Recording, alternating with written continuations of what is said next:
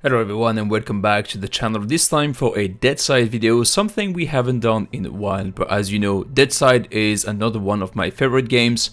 If you've never played it before, it's an open world PvPvE military game with a few very basic survival features.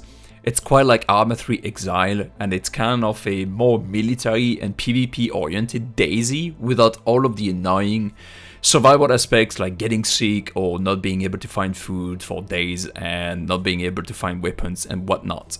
Anyway, we finally have information about the upcoming update version 0.1.2, which we have been waiting for quite a while now, and let me tell you, it's going to be huge. Way bigger than everyone initially thought. And that's because huge features are coming. Features that many of you have been asking for a long time now. And those are base raiding, base building as a clan, weapon attachment including silencers, extended mags and much more, new territory, new activities, and so on. I am Hotrod of the Road Foundation. Do leave a like and a comment below if you're excited about update 0.1.2. It's the best way to support the channel since it helps other people find my videos. Anyway, let's deep dive into what's coming with this next update.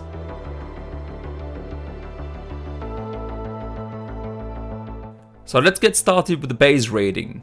So base raiding is finally being added to the game, and the developers spent a lot of time thinking about the design for this feature because they didn't want to go for the usual system we find everywhere. We already have tons of games with the same base raiding system, and I think it's about time we see it evolved and improved.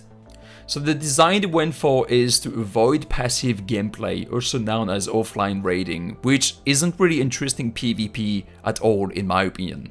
It's also pretty hard for smaller clans to keep playing because they usually reconnect to the game just to find out that their base has been raided by a much bigger clan and they didn't even get a chance to defend their base.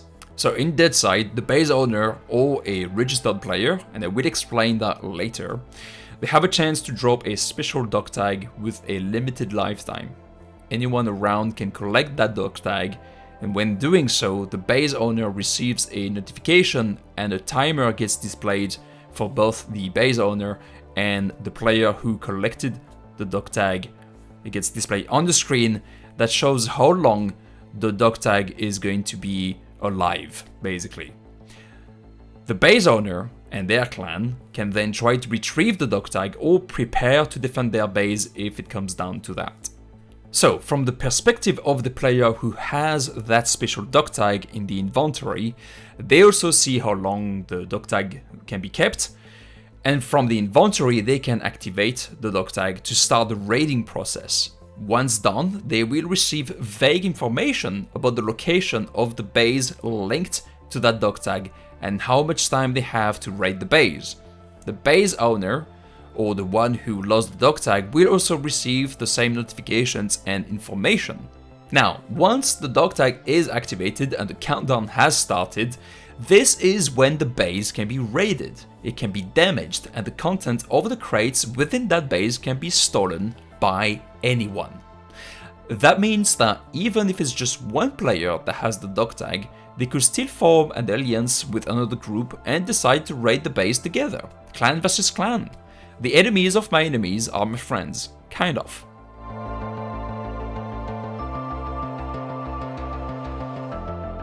And that's when the remote control device comes in. It is specifically designed to destroy base structures and will only deal damage to the structure on which the explosive was installed, but apparently it can still also be used to damage enemies, according to the devlog. That explosive can be triggered with a remote control, shot, or another explosive such as a grenade. To get them, you have to craft them, and it will require a lot of rare materials that you will need to collect from various activities.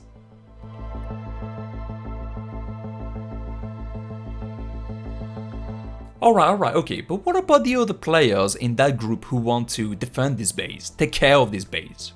Earlier I mentioned registered players. In order to make base building and raiding more relevant, more interesting part of the game, the team added a new system called registration of players at the base. This new system essentially lets multiple players use the same base even if the owner is not online. Registering new players is, however, done by the base owner.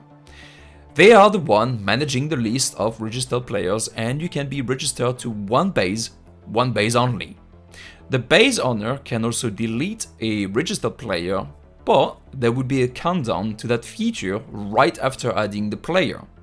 So as a registered player, you will have to be loyal to a clan for a little while, and you cannot switch back and forth between bases at any time. You have to ask for that to be done by the base owner of your current base, and maybe you have to wait. More importantly, this new system lets you build the same base together, but only the base owner will retain the rights to delete parts of the base. New modules can be built as well at the base that allows registered players to respawn at the base for a higher reputation cost, obviously. Also, regarding storages, only registered players will be able to open storages. No more weird looting by clipping through walls. Even if you could still do that, you won't be able to actually open the storage. The storages become accessible by everyone once the raiding is activated using the dock tag. You can also open doors without having to insert the code on the code locks. So all of that will obviously make building a base easier, more interesting, and more importantly, more relevant, especially with the arrival of base raiding.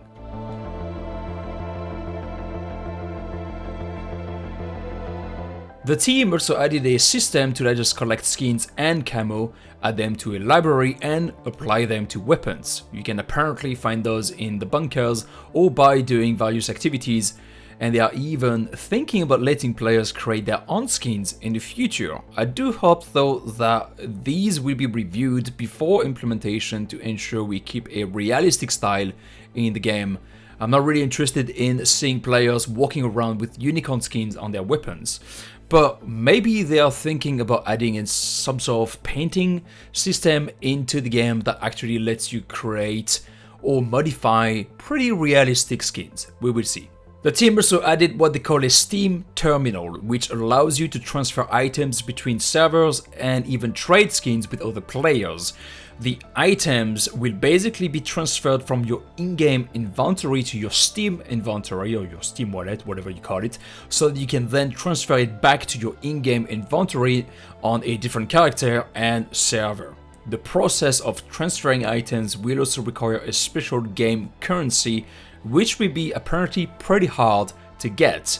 The team also wants to carefully monitor this system. They want to see how it is being used by players, just to make sure that it's not being exploited in ways that could actually destroy the economy of the game, like we have seen in other games where we have a market allowing players to trade items and whatnot, and those items are being sold for real money as well, for extreme quantities, and this is ruining obviously the experience for other players. It's ruining the economy of servers, and it's also fueling cheaters because they're also the one using cheats to kill other players, get more items, and more items to sell in return, and so on.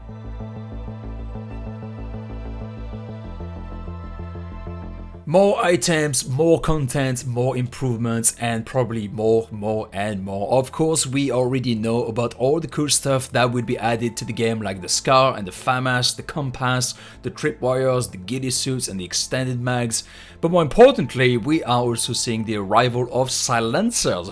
A new muzzle attachment, which is something that many of us who love tactical shooter games have been dying to see added to Deadside for quite a while. Now it's finally coming, and once again this is going to make the PvP and the PvE aspects of the game a lot more interesting.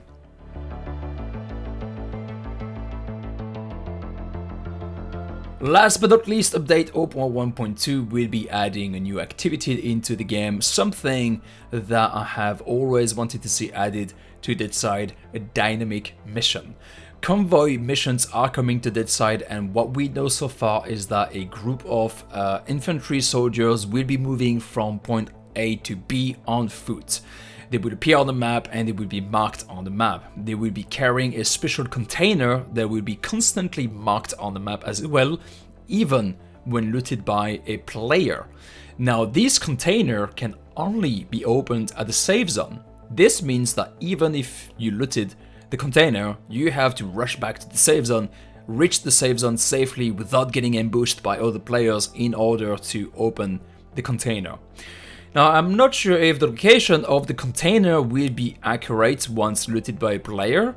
I do hope that it won't, otherwise it will be very easy for everyone to just camp the safe zone and just wait for the container to arrive there.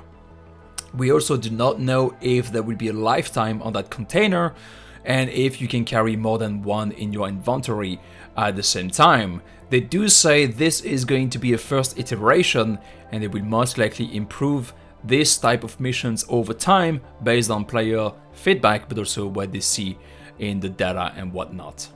I hope you enjoyed this video. Again, if you did, please consider leaving a like and a comment below. I am going to be streaming on Twitch once again. Once update 0.1.2 will be live, so make sure to follow me on my Twitch channel. And we will also be reopening our first-person perspective PvP server based in Europe, so make sure to join my Discord server to stay tuned and to know once the server is up and running. All the links are in the description. Thanks again for watching, and I will see you next time.